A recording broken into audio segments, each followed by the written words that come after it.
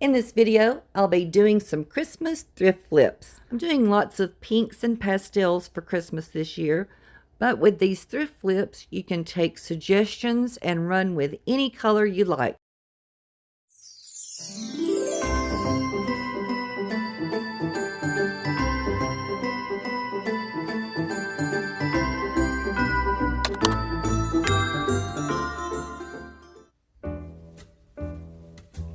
I've thrifted these ornaments probably about 10 years ago for $5 for all three, and they were originally gold, and I've spray painted a primer over these to get ready to paint them in some pink colors.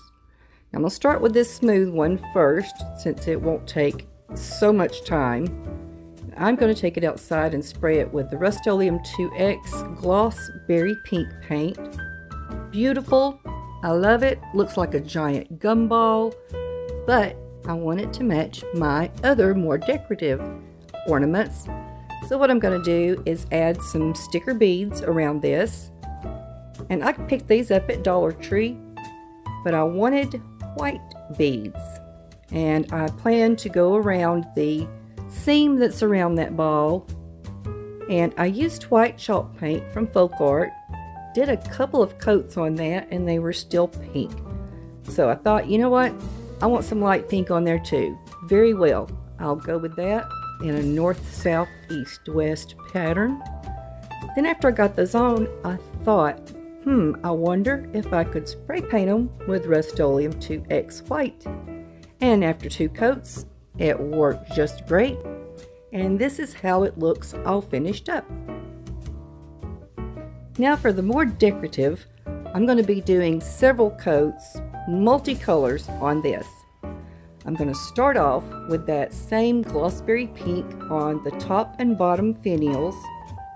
So I'm just going to tape those off. I'm going to use some masking tape, go all the way around those, and then I will also tape a plastic bag around that center part so I don't get that spray paint on any of the other areas on here. What I want to do is use this satin ballet slipper color from Krylon in a light pink around the midsection of this. I want to leave the white up against the berry pink, and I'm also going to be leaving those beads on their white, but I'll freshen them up with some Folk Art white chalk paint. So I've got to get this ready for that midsection, and I took another piece of a plastic bag and taped off the areas I didn't want it on. And it didn't turn out the color that I wanted. It's much more beige than the lid that's on the spray can. So I'm going to paint over those smooth areas with Ceram Coat in Lisa Pink. And of course I'm going to paint over the beads because I had intended those to be white anyway. And I'll give a freshening up on the chalk paint on the top and bottom there. And this is how they look all finished. So proud of how these turned out. Probably one of my all-time favorite flips ever. I'm going to be painting up some of these larger than normal ornaments that I picked up last year on clearance for 50 cents each. I'm actually going to leave the one that looks like a pine cone with snow on it and just getting rid of the red on the other two. I removed their hangers and then put the ornaments on skewers in some styrofoam to hold them, and I'll be spraying them with Glossberry Pink. Now these are ready to join the other extra large ornaments in a grouping. I'm going to be putting these on my fireplace mantle with some garland, of course, and some smaller silver and white ornaments. Oh, and pink poinsettias. These chandeliers, I think they're called, pop up at thrift stores everywhere this time of year. And I found this one that has an original plug and all the bulbs are still working. But I'm going to give it a facelift. I've seen some really cute ideas on Pinterest. So I'm going to tape off the tops of those sockets so I don't get paint in them. And I'm spray painting this with Rust-Oleum 2X in white. I've seen a lot of people leave them in their natural antique looking yellow state, but that just wasn't for me. Once I removed the tape around the top on those sockets, I painted those areas with some white chalk paint from Folk Art. And then to add a little sparkle, I used Sparkle Mod Podge on the areas that look like the candles are dripping. Here you'll see the effect that Sparkle Mod Podge gives, just a little bit of shimmer without being heavily glittered. I'll be embellishing this chandelier with some different kinds of ornaments, ribbon and such. And I found these ornaments at Dollar Tree, and I'm going to paint them Lisa Pink, with the antlers, scarf, and hooves being painted with the apple barrel paint pink eraser, one of my favorites. And that's how those look. Now I'm going to take some of these ornaments I got on clearance last year. I want to say it was Dollar General, could have been Family Dollar. Anyway, I'm going to use some of these string beads, the color that they already are, kind of an iridescent dark pink, and I'm going around the seam on those white ornaments there. And then I'm also going to take some of the red ornaments out and paint them with those two colors of paint that I used on the deer. Now I've gathered up several things that I've got to choose from, and I'm just going to play around with the mix and see what I come up with for the decoration. I used wire to attach the majority of the ornaments and such to this. The only things that I had to use hot glue on were the two little bottle brush trees, one on each end.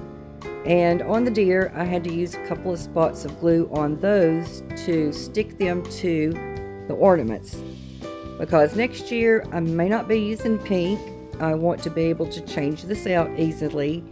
And with only that little bit of glue on the candle holder, I can patch that up using my Folk Art white chalk paint. Several years ago, I bought some knockoff Snow Baby ornaments at a thrift store. I got them on clearance, so I either paid 50 cents each or 25 cents each. And what I'm going to do is give them a facelift, and I'm going to use the Ceram Coat paint in the color Hydrangea Pink. Now, if you haven't used this paint before, it works a lot like chalk paint, but doesn't leave a chalky finish per se. I had started out painting them multicolors, and I just really didn't like where it was going. So I'm going to cover all the pieces with the exception of their faces with this super light pink color. So cute already, but I want to bring out the detail. So I'm going to use some Folk Art white wax on these, and I'll just get a little on my brush and go over all the pink areas, making sure I get it down into all those little cracks and crevices, because that's how it's going to make the details stand out.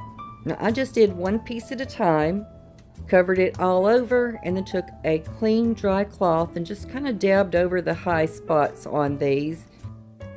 And look at the difference side by side, what that's done for the pieces. So pretty, so glad I thought of it. It actually brings back a little bit of the snowy look to these as well.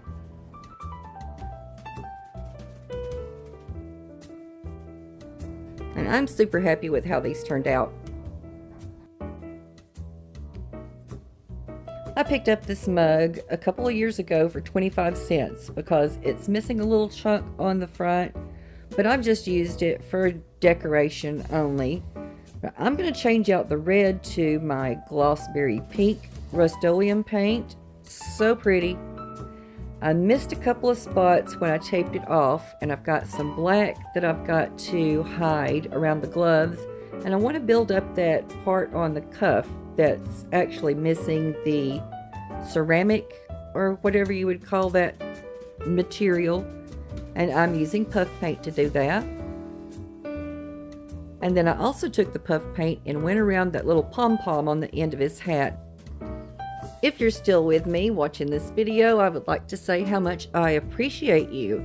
And if you're not already subscribed, click the subscribe button on your way out. I would love to hit 3,000 subscribers by the end of the year.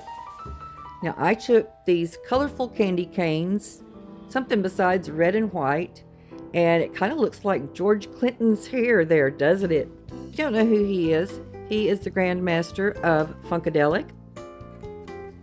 I love how simple this was and how pretty it looks now. Now I'm going to be giving a facelift to this white Christmas tree. It's about 4 foot tall, and it's turned a little bit, and someone discarded it because of that, but it doesn't bother me. I'm going to flatten it on the back because it's going to be going up against the wall. That will also help with the fullness on the front. Now, I'm going to be spray painting it with Krylon metallic silver because I've always wanted an aluminum tree like my grandma had. The stand wasn't with the tree, so I'm going to be using this paint bucket as the stand. And I will be wrapping it with some paper that I picked up at Hobby Lobby in a cute sprinkles theme. And I'm just going to tape it on because I want to be able to change it out should my colors change next year, which they likely will. When I add my tree to the bucket, I'm going to make sure it's level on the bottom, and I'm using E6000 plus Gorilla Hot Glue in that. And then I'll be adding these white marble tiles around to give it some weight, keep it from tipping over and such as that. And these were also a dumpster find. I'm so happy with how this turned out. I think it looks so super cute. And this is some of my DIY ornaments I've made this year. Some little donuts, cake pops, and sugar cookies. And if you would like to see that video, how I made those, I'll leave a link for that video in the descriptions below. Thanks so much for watching my video today. And until next time, bye-bye.